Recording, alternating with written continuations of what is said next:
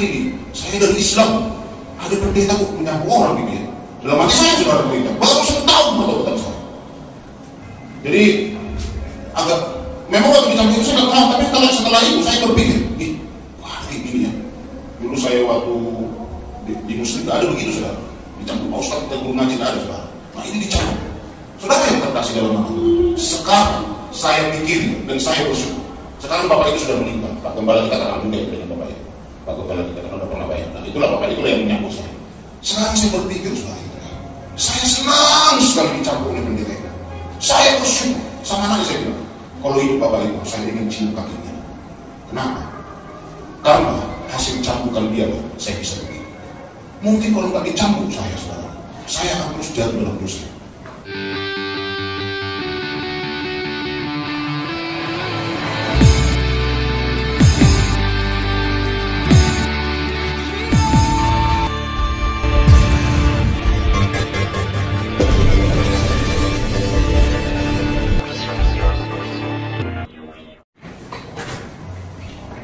Ya puji Tuhan, shalom. Apa kabar? Haleluya, puji Tuhan. Saya melihat Bapak Ibu Saudara dalam keadaan diberkati dan awet muda makin bersuka cita kepada Tuhan. Haleluya, amin. Ya, pagi hari ini kita belajar bersama-sama Bapak Ibu Saudara mengenai firman Tuhan, yaitu tentang janji Tuhan. Nah, janji Tuhan.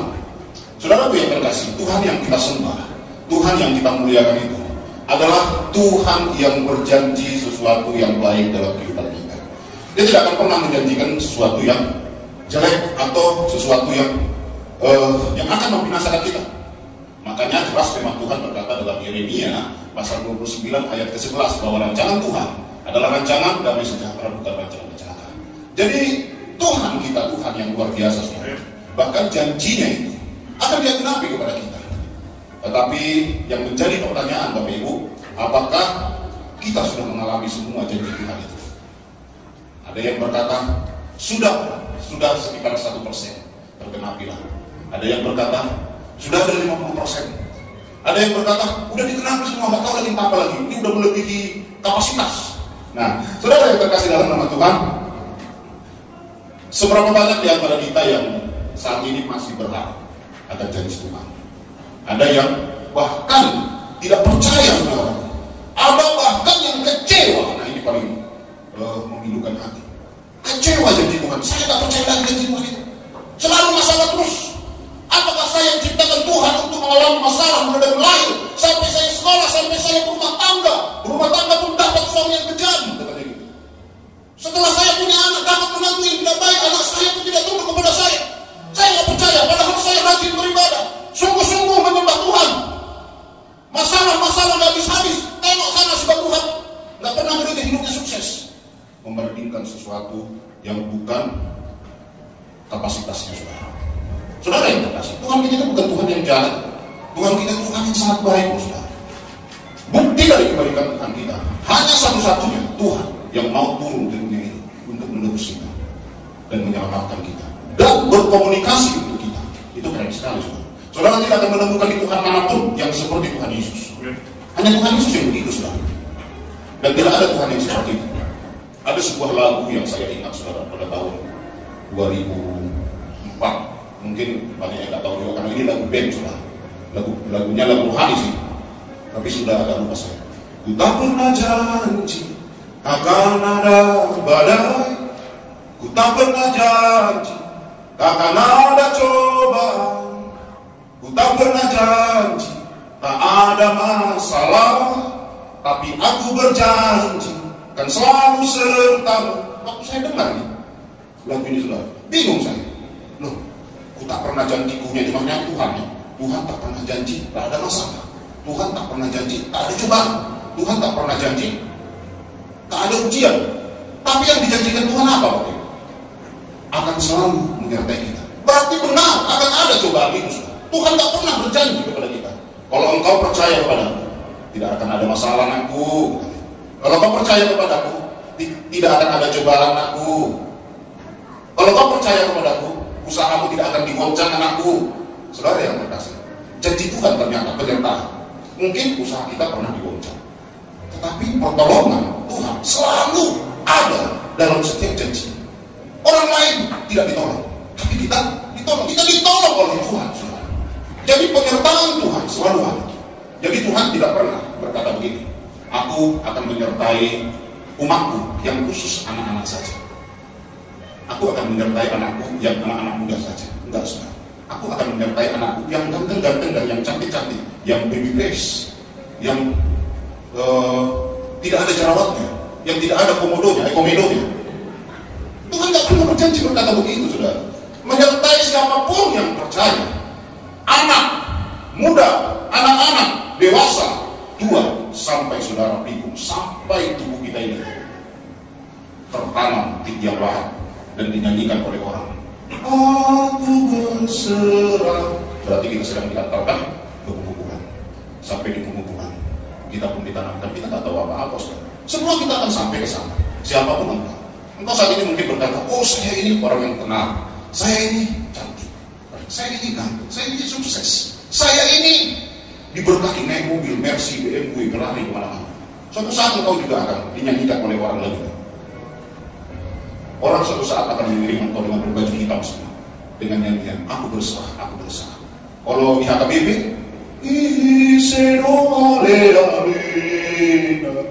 nah itu saudara, Yesus sahabat yang sejati. Itu kan lagu untuk kematian ya. Semua akan mengalami begitu semua. Waktu bapak saya dan adik saya dipanggil oleh Tuhan, di situ saya terpukul sekali. Saya bilang begini kepada Tuhan, Tuhan, kematian itu ternyata tidak bisa diduga oleh semua. Baru beberapa jam, beberapa waktu yang lalu saya masih ketawa di TV dengan adik saya. Ya saya kalau jumpa dengan adik saya jangan ngomong serius, Pak. Selalu ketawa. Malamnya ditelepon oleh istri. Aman, sudah meninggal Bapak Kasih. Tak kaget saya, saudara. Ternyata saya pikir di beberapa hari di Tuhan, betapa sedihnya kalau kita dipanggil Tuhan tidak melakukan apa-apa. Saya pikir itu, saudara. Nah, mungkin adik saya saudara sudah melakukan juga. Bapak saya juga mungkin dalam porsinya masing-masing. Semua kita juga pasti. Tapi saya Tuhan pengen, kalau saya dipanggil Tuhan, saya harus melakukan sesuatu berguna bagi kekristenan, berguna buat bangsa dan berguna buat negeri. Nah itu saudara. Makanya saya terus bersuara menyampaikan segala sesuatu yang ketidakadilan. Kadang-kadang walaupun kadang-kadang memang istri mama saya, adik saya selalu kayak sama saya, saudara. Tapi saya bilang sama istri saya, gitu juga dia, tapi saya juga. Aku ini hamba Tuhan, hidup matiku dalam Tuhan. Ketika aku berkata kepada Tuhan, Tuhan Yesus, aku terima Engkau sebagai Tuhan dan Juru Selamat, masuklah ke dalam hati. Terus itu kan ajakan ketika kita menerima Tuhan Yesus. Saudara masih ingat tak? Apa saudara pertama sekali terima Tuhan Yesus dalam hati saudara?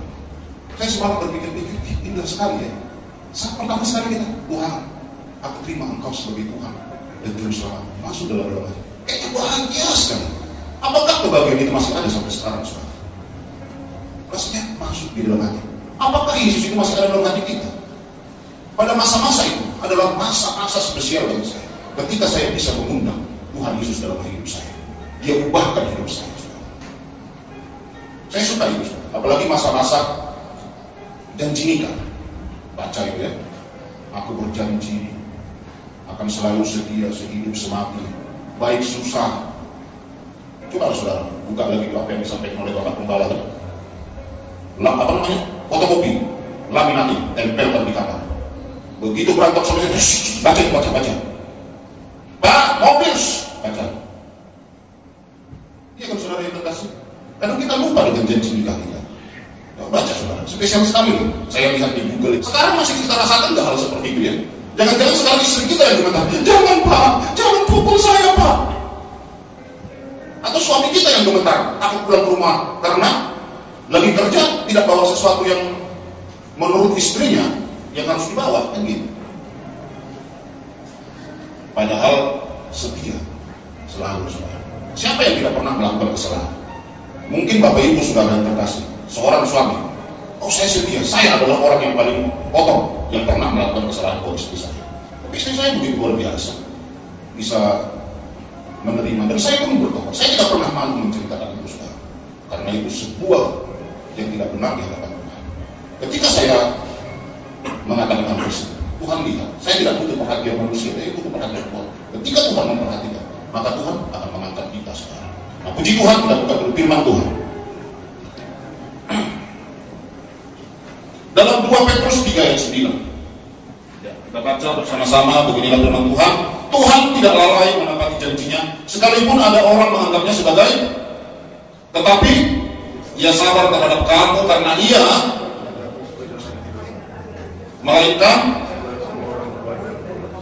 luar biasa, saudara yang terkasih. Tuhan tak pernah lalai, Tuhan tak pernah lupa terhadap janjinya terhadap engkau, Bapak Ibu Saudara. Tuhan akan genapi itu dalam kehidupan kita. Ini janji Tuhan. Dikatakan dengan jelas, Tuhan tidak lalai menepati janjinya sekalipun ada orang menganggapnya sebagai kelalaian. Mungkin kita berkata kepada Tuhan, Tuhan, apakah engkau lupa atas janjimu? Tuhan, saya ingin mulai dari muda sekarang katakan Tuhan, kenapa masih sekarang belum mendapatkan Tuhan? Engkau mungkin berkata, aku sudah berkorban, sudah berikan ini kepada Tuhan, sudah berikan persembahan, persepuluhan, segala macam. Engkau, saudara yang terkasih, menganggap Tuhan lalai. Tuhan berkata, Tuhan tidak pernah lalai. Sakit penyakit itu bukan sebuah kutukan dalam kehidupan kita. Tetapi bagaimana supaya kita bisa menyikapi sebuah sakit penyakit menjadi berkat dalam kehidupan kita? Karena orang Kristen bisa mengubah tubuh menjadi berkat. Saudara yang terkasih, saya bersaksi sedikit dulu. Handphone saya ini sudah pecah, retak, kacanya hujan. Karena kadang anak saya yang bayi dibaca lah, saudara punya anak bayi. Kalau mau Pak, saya bilang, Tuhan, saya mau Tuhan HP baru. Uang nggak ada Tuhan, dengan HP baru nih Tuhan. Lalu saya berdoa berapa hari sudah. Tiba-tiba ada subscriber saya telepon. Pak, saya tengok video Bapak itu kameranya kok jelek sekali. Cari dulu Pak ke toko HP. HP kita. HP apa? Terserah Pak. Itu Pak bagus Pak, iPhone 11 Pak.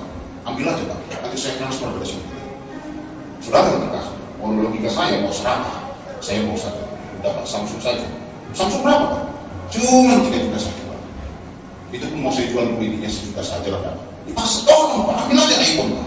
Itu bagus untuk YouTuber Pak. Atau apa itu? Laptop Apple. Katanya itu bagus. Iya bagus, tapi saya nggak tahu menggunakan itu. Mendingan ini biasa-biasa saja sudah. Istri saya bilang, begitu saya ingin ke toko HP karena dia paksa ambil aja. Udah Pak, saya ambil aja Samsung. Apa itu? Apa itu? Jam 3.30. Yang nama minuman. Ini kayak minuman 3.50. Ini Samsung ini lah. Yang nama minuman ini aja. Berapa harganya ini? Jadi saudaraku, dia bilang, biar saya bayar, harus saya bayar, jangan Bapak yang bayar, harus saya bayar, harus Apple, harus saya. Saya nggak mau. Kok yang murah? Kata dia, saudara. Enggak lah, ini aja. Ambil aja Pak. Apa? Laptop. Yang Apple aja Pak, Apple. Saya pikir waktu ini kayaknya salah Apple.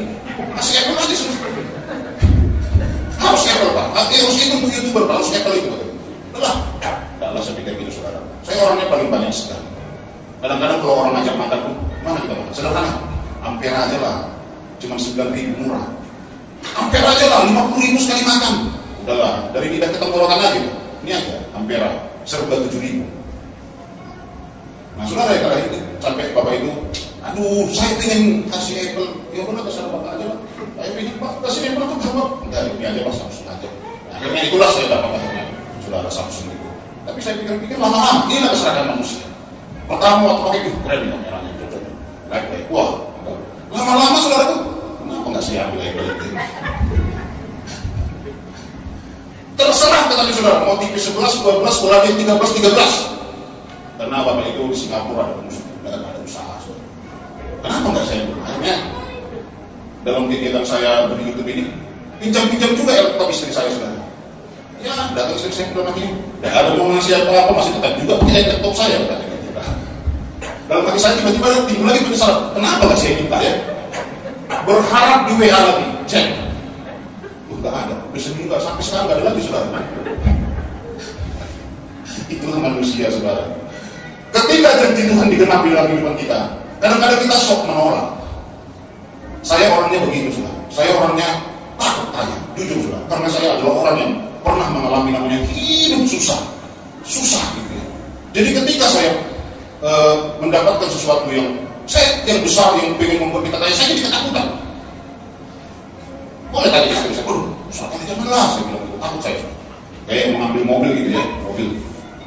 Dulu kan Karimon, Pak udah Pak, saya ngomong, ini Pak, bayangkan ini mobilnya sudah bisa gini-gini Pak, tambah cuma 200.000 Pak, 200.000 angsuran Bapak, udah dapat Bapak yang lebih canggih lagi, tek bisa ngomong-ngomong, halo Uli, buka kaca dong Uli, begitu saudara.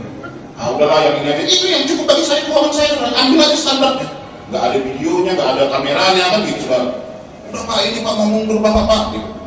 Bisa melihat kamera nggak buka kaca lagi. Pernah saya pakai mobil adik saya mau video, ada pakai apa namanya itu, apanya itu, CCTV-nya, yang di kamera di belakang apa saudara? Kamera mundurnya. Tetap juga saya buka kaca gini saudara.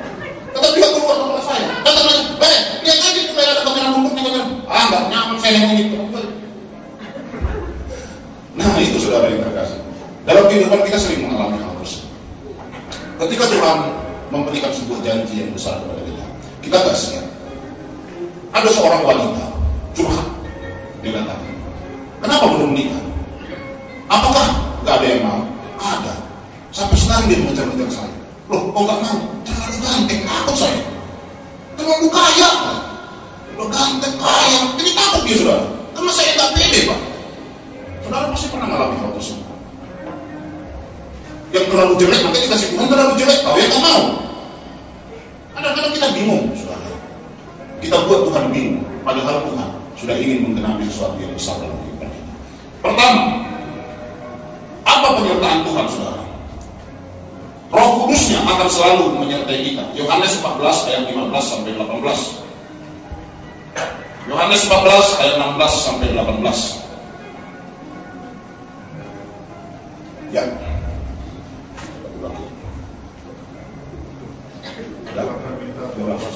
Ya Yohanes 14, aku akan minta kepada Bapa dan Dia akan memberikan kepadamu seorang penolong yang lain supaya Dia menyertai kamu selamanya. Tuhan tak berkata Dia menyertai kita sekian jam, sekian hari, sekian tahun, tapi selamanya. Yang menolong kita, Roh Kudus menolong kita. Jadi senantiasa ada penolong, saudara yang terkasih. Selalu ada yang memberikan pertolongan kepada kita. Kenapa kita takut? Kenapa kita khawatir? Minta kepada Bapa, minta kepada Roh Kudus. Roh Kudus menyertai kita. Roh Kudus tolong saya, sertai saya. Mungkin kesaksian ini pernah saya katakan, saudara. Saya pernah waktu dulu ya kasih mula, nggak tahu saya bang rumah, nggak tahu saya alamat daripada teman saya itu. Saya bilang kepada Roh Kudus, Roh Kudus, saya percaya engkau ada. Di mana rumahnya Roh Kudus? Itu saudara. Saya dituntun Roh Kudus, kiri kanan, tiba-tiba sampai ke rumah itu rumahnya. Itu nyata sekali, sampai sekarang saya ingat. Saya datang ke tempat, bang, ikut tahu ke rumahku. Itu Roh Kudus. Kaget dia saudara yang terkasih. Hal begitu udah berapa kali saya alami, saudara. Itu untuk Roh Kudus. Karena juga saya ibu apa kemarin di kesaksian dua balik hujan berhenti. Saya pun pernah alami hal tersebut, saudara. Saya waktu di gereja itu, kan saya dipercayakan oleh gembala saya. Karena kita dulu gereja itu waktu saya sekolah lagi kan ya. Gereja kita itu di hotel. Dari hotel itu ada sekitar setengah jam perjalanan. Kadang-kadang kalau nggak ada uang saudara yang terkasih, itu alat musik saya pikul sendiri, saya bawa saudara. Kalau nggak ada uang gereja itu, karena gereja memang sangat susah sekali pada masa itu. Nah, pernah saudara yang terkasih hujan gitu ya tadi. Saya bilang gitu kepada Tuhan, Tuhan mau hujan Tuhan. Saya lihat mendung. Ini speaker ini kalau kena hujan rusak basah. Alat musik ini, kasihan ini musiknya Tuhan saudara. Dalam nama Tuhan Yesus, saat ini lagi hujan saudara. Tiba-tiba hujan, kencang saudara itu. Makin saya berdoa, begitu saya katakan, dalam nama Tuhan Yesus, saat ini hujan berhenti. Itulah mujizat pertama sekali yang saya alami saudara. Instan, itu langsung matahari muncul, terang saudara. Itu pernah saudara saya alami. Mungkin ini pernah juga saya saksikan ya. Tapi kalau tentang 7 rumah itu tidak sering. Nah ini saudara yang terkasih, pernah saya alami. Banyak penyertaan Tuhan yang begitu luar biasa dalam kehidupan kita. Tuhan mendengar doa kita. Waktu hujan itu berhenti, saya kaget. Itu matahari tiba-tiba, langit tiba-tiba yang hitam jadi cerah gitu. Kaget saya saudara. Saya pun suka cinta mengatakan alat musik ini. Wah, puji Tuhan, gak hujan, haleluya. Wah, haleluya. Jalan serta Yesus. Nah itu saudara yang terkasih pada masa itu. Jadi pemusik pun yang udah nunggu di tempat itu kesenangan dia. Wah, Aku pikir tadi hujan, enggak bang. Ya, siapkan. Jadi saya ini bukan langsung jadi pemusik dulu sudah. Tukang siapkan karpet, siapkan alat musik, orang main musik saya siapkan. Siapkan keyboard, orang main keyboard saya siapkan sudah. Siapkan mic, gitu ya. Jadi waktu itu di gereja kami itu pemusiknya kan banyak dari luar gitu ya. Kan tidak mungkin pula kita semua orang itu. Udah mereka mau melayani musik di tempat kita. Saya bukan pemusik sudah. Dari mereka lah saya belajar akhirnya jadi bisa juga main musik sudah. Ditengok mereka, wah bisa ini cepat ini. Apapun yang penting bang, apa bang? Mereka gitu ya. Jadi kadang-kadang saudara yang terkasih, begitu mereka mau nyusun alat musiknya, saya menyusun. Oh bang, saya nyusun. Oh saya bang. Karena saya sedih saudara waktu itu diundang oleh gereja itu susah sekali. Mereka mau tidak dikasih presentasi main musik, tapi mereka senang. Dia bilang begini, kami mau kesini karena di samping enak hari dikawali katanya gitu saudara. Mereka senang saudara. Karena memang walaupun saya tidak punya uang untuk menservis mereka, saya servis dengan dengan jasa saya, dengan tenaga saya. Siapa katanya? Wah, udah saya capek ngomong. Wah, benar mau apa? Aduh, saya terlambat nih kata musiknya. Gak apa-apa. Udah aku juga kita siapkan semua. Siapkan semua. Mereka pun tinggal main, main pulang. Udah saya mulai ini waktu itu sudah. Dan waktu itu pun gembala saya pusing. Pernah juga saya mengalami proses yang begitu luar biasa. Waktu saya jatuh di dalam dosa yaitu merokok. 1 tahun saya kenal Tuhan sudah. Ya kan saya dulu merokok sebelum kenal Tuhan. 1 tahun. Saya ketemu dengan seorang teman saya baru bertobat dalam sekolah kita itu. Diam-diam dia di kebun. Saya tengok merokok. Saya baru 1 tahun berhenti merokok. Ngapain kau di sini Rick? Merokok. Katanya dia saudara. Kenapa tiba-tiba jadi merokok saya saudara? Tahu lah waktu itu pemimpin saya di sekolah kita itu. Jadi si Hendrik ini langsung dimarahin, ditegur, nggak terima dia. Kabur dia ke sana. Saya pun kena hukuman. Gembala saya bilang ini, buka bajumu. Saya buka baju saya. Dicampurlah saya 20 kali. Ini saudara sampai biru semua.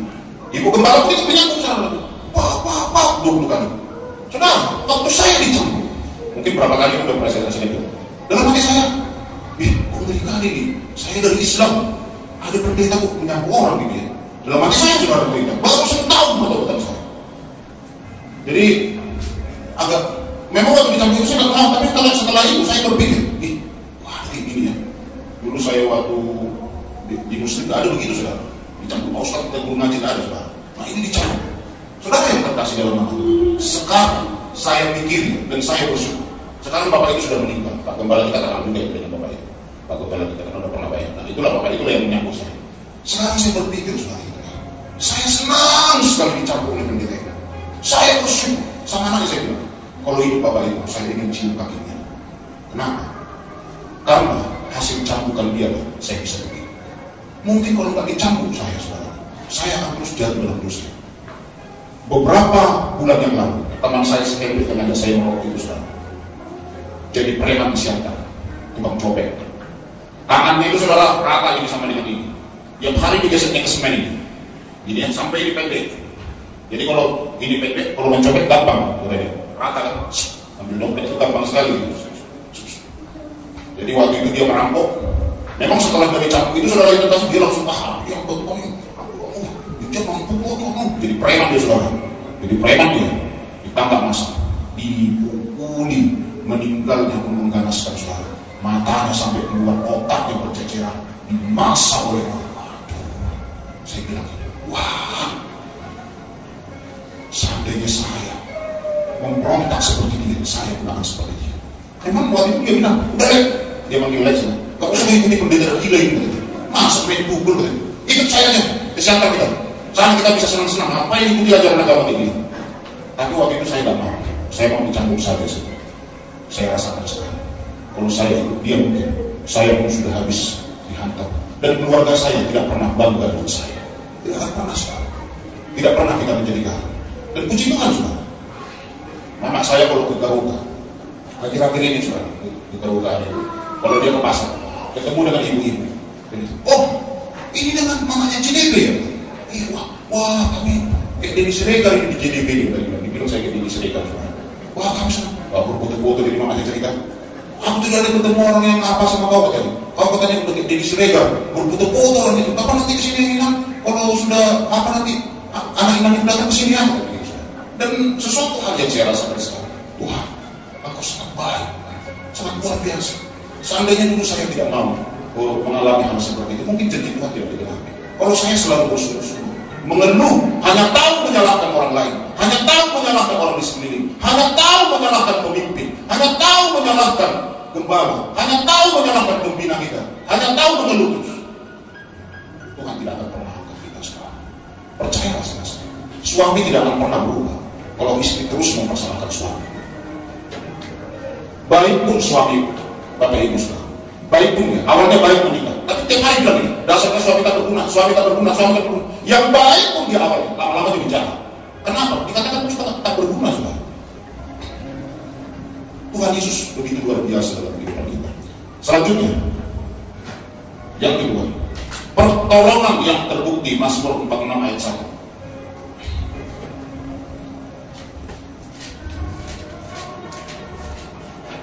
Demikianlah firman Tuhan, Mazmur 46 ayat yang pertama.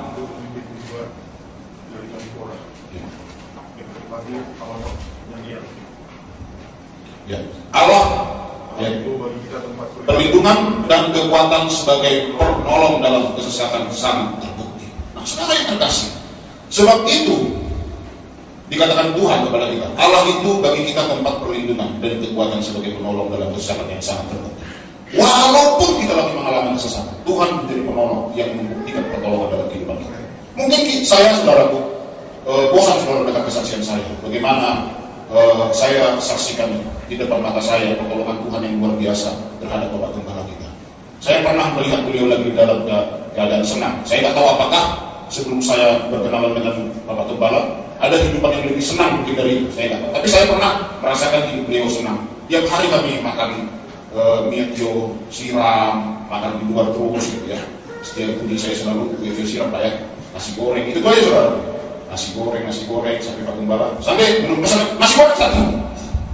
Karena itu aja saya tahu saudara pemakaran. Kalau makan yang aneh saya nggak terlalu apa ya, yang aneh gitu ya seperti Jepang itu apa namanya, korikoto gitu saya nggak ngerti. Shinimoto gitu kan ada ya, nama makan kayak Jepang kayak Korea gitu. Karena saya senang gitu. Korea kadang lihat di TikTok gitu ya, bikin sendiri masak gitu kan. Karena saya enak nih Korea makan makanan BTS. Jadi anak sekarang itu saudara, apa yang dimakan BTS dimakan sama mereka. Mie, tahu gak saudara, mie yang 20.000 ini, Sumyang. Jujur saya bilang, jauh lebih enak sari mie atau 1000 mie goma. Betul Bapak Ibu saudara, makanlah itu, walaupun harganya mahal, rasa cabai aja saudara, tak tahu rasa apa gitu ya. Tapi demi BTS dan Blackpink. Nah ini, oh ya Blackpink ya. Walaupun saya nggak segenerasi ya, saya kan generasinya generasi Metallica, dan Rose. Kalau Pak Gembala kan Beatles, Bee Gees gitu ya. Nah generasi sekarang itu kan BTS, Blackpink.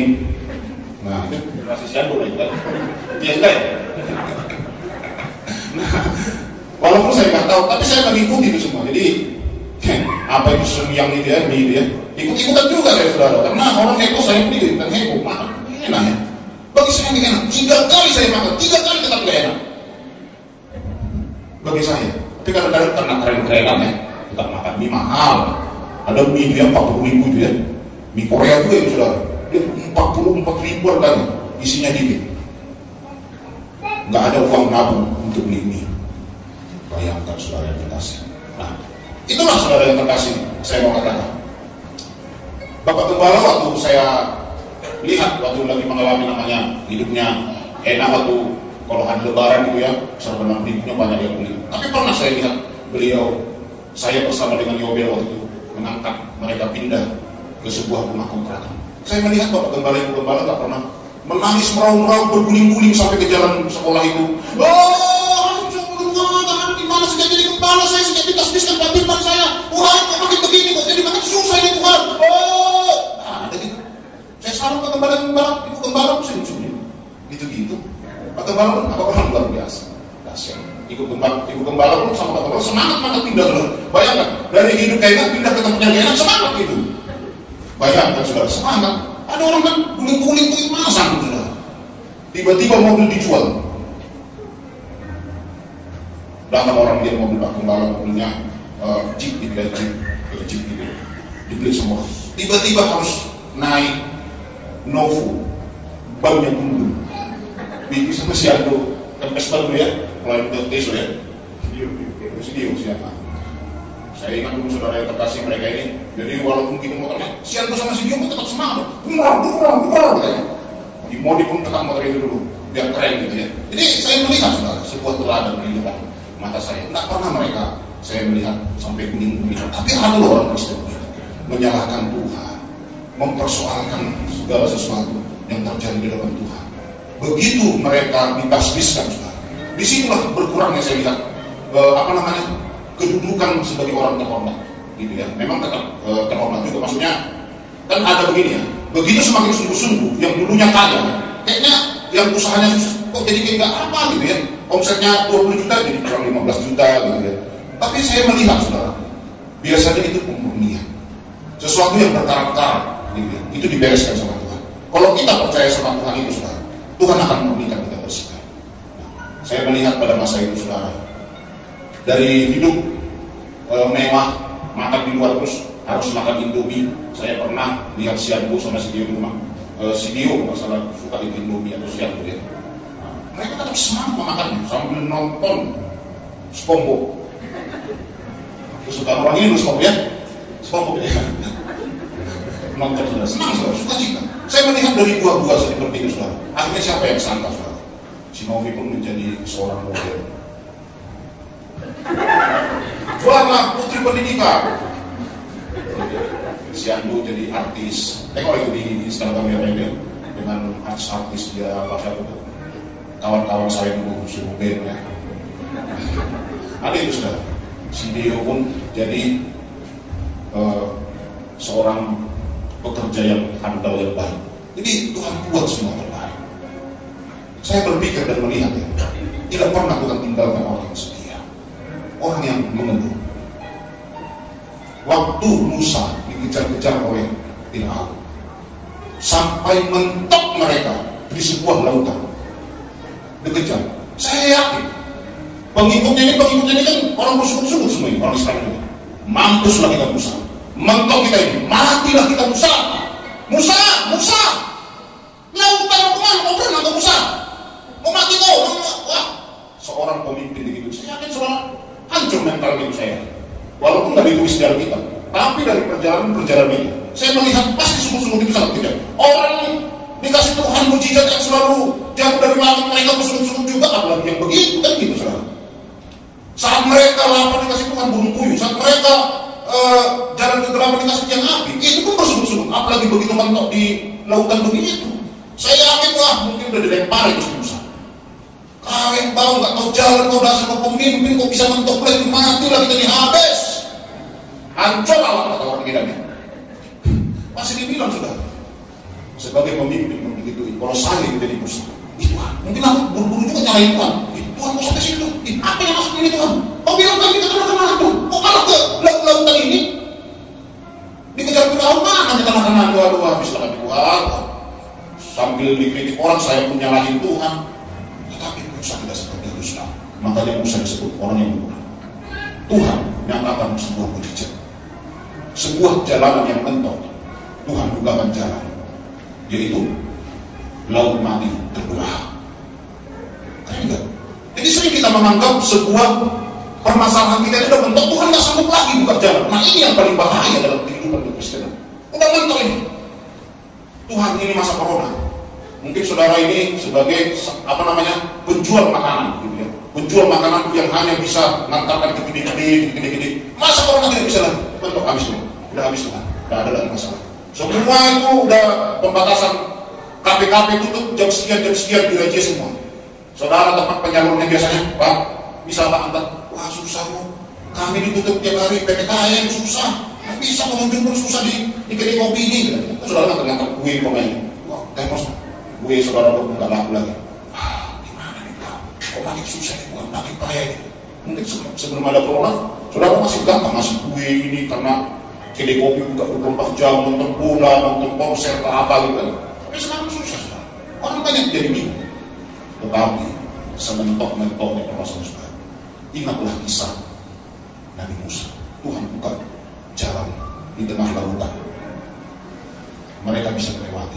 Sehingga musuh-musuh yang kita lihat saudara, mereka pun ditenggelamkan oleh Tuhan di laut mati. Tuhan bisa lakukan. Wah, kalau saya mau ceritakan kesaksian-kesaksian lagi saudara, banyak. Saya pernah dulu di terminal pajak Oras, siapa pulang malam di situ saudara, juga coba-coba pulang jam 1. Enak dari situ saudara. Wah, tangkap kasih. Kami siap pelayan dia, karena naik pas itu, nama bus itu harus berapa tuh naik pas itu. Tidak ada lagi bus saudara. Tangkap preman. Karena kita kan Tuhan selalu bawa tas, walaupun isinya lagu-lagu ujian itu di rumah-rumah, pikirannya uang semua itu saudara. Tas besar, tas bapak gembala dulu, kalau ukur dia besar dia saudara. Itu sering saya bawa, tangkap preman, bawa ke rumah, ancam pakai golok saudara. Mungkin ini pun pernah saya saksikan beberapa kali. Tapi saudara yang terkasih, ya udahlah saya bilang gini, kalau udah mati lah. Saya bilang, Pak preman. Tapi bukan itu bahasanya. Kalau berbahasa Batak saya mati saudara. Tapi saya dipikir lagi sama saya, Bapak preman, biarlah kalau memang saya matilah. Kami nggak ada uang. Coba buka kolormu, ada nggak situ sembunyikan? Nggak ada, buka semua nggak ada. Jadi sial kan bagi mereka, harus dimatikan ini. Sial, nggak ada kata-kata, udah capek mereka nggak ada kata-kata. Sial bagi mereka saudara. Pak matiin aja, maksudnya matikan aja itu, sial aja ini, udah mau dibunuh lah saudara. Jadi sebelum dibunuh, Bapak preman dijadikan dulu kami berdoa supaya jangan dibunuh. Ya berdoa kan dulu, walaupun dia Kristen ini. Tahu saudara, kami waktu itu 2 orang saudara. Kami doakan, Tuhan berkati Bapak preman ini. Mungkin dia merampok lagi ke dalam susah, istrinya lagi susah, susu anak-anaknya lagi tidak ada. Tuhan jangan berikan kekuatan. Sepanjang kami berdoa memberkati preman ini pun nangis, minta maaf dan bertobat. Saya melihat penyertaan Tuhan yang begitu luar biasa. Dengan hal begitu, juga kalau saya melawan saudara, saya gunakan kumpu saya. Saya ingat waktu SMP saya pernah diajari bapak saya karate. Waktu saya sekolah pelayaran pun diajarin ya, sekolah taruna karate, gitu ya. Nah, waktu saya apa pun pernah tuh, diajarin juga. Coba saya gunakan, saya ingat sedikit. Saya bikin tendangan api, kalah mereka saudara. Tendangan tsunami tahu, berubah. Itu bisa saja saudara, tapi tidak saya gunakan. Saya gunakan apa? Berdoa. Banyak sekali penyertaan Tuhan. Ayat terakhir, Mazmur 147 ayat 3. Itulah janji Tuhan saudara.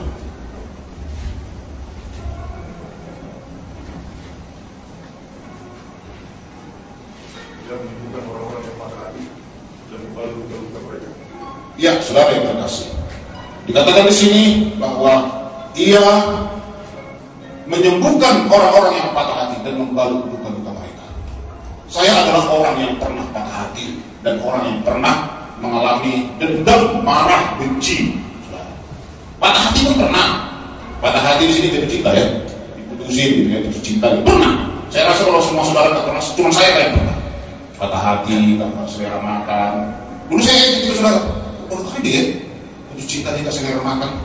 Rupanya begitu kita pernah kayak gitu, bisa juga sampai pagi gitu. 3 kali dia nggak selera makan kata mama kita, nggak mau, nggak selera, kita singkirkan. Minum, maunya di kamar terus, minum bantal terus. Pernah saudara. Nah, luka-luka batin pun saya pernah saudara. Mungkin saudara nggak pernah merasakan bagaimana disiksa, dipukuli, diikat di batang kayu yang ada sebelumnya. Saya pernah mengalami hal tersebut dari orang tua saya sendiri. Dulu bapak saya pernah marah sekali. Jadi ada pokok apa namanya, pokok apa itu ya, pokat di depan rumah. Saya pun diangkat di rumah itu banyak semut merah. Ada semut. Ampun pak, sakit pak, gatal pak, ampun. Biar kau mati kau anak berguna kau. Kalau bapak saya itu mukul saudara-saudara, nah ini bukan kecil buah. Besar ini cuma lebih besar pada mie, sebesar buah dada saya pernah saya dipukul sampai nggak bisa bernafas karena ditinju dan gitu. Tapi bapak saya kan kerjanya saya DP proyek yang sepatunya besi pernah.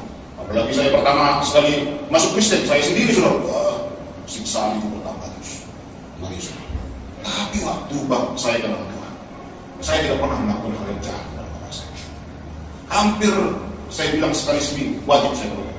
Saya mau bapak, jangan sakit bapak ya pak.